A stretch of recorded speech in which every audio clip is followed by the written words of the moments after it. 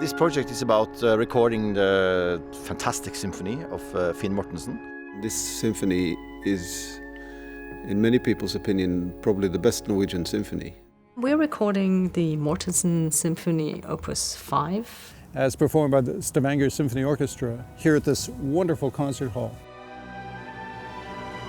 Many of us who are involved in this project played this symphony for the first time in 1989, and I was bowled over by it, and it's been lurking at the back of my mind. Sometime we must find an occasion to do this symphony again.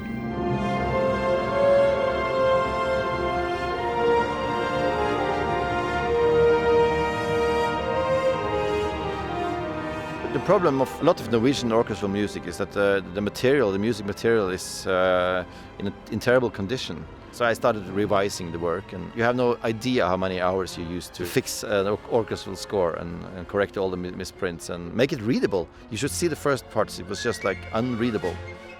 It's reminiscent of Shostakovich and Bruckner. Some people who don't know classical orchestral music but well, who've heard bits of it, said, "Oh, it reminds me of Star Wars."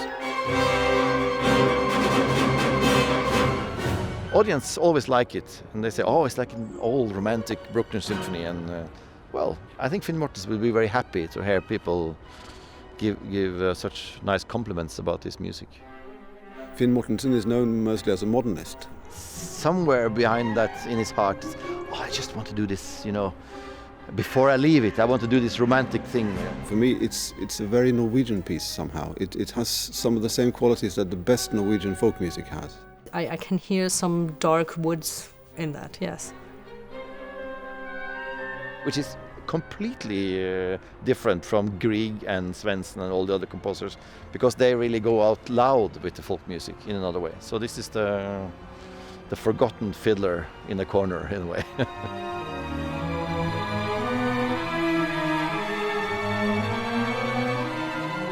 Jim Anderson is the sound engineer, one of the biggest experts in the world, that you just can ask anything. We're doing what would be called 9.1 surround, so it's got a surround plus height channels that we can reproduce. 56 microphones on stage. The microphones that we're using in what's called the Decca tree is a pair of 3 M50s, left, center, and right.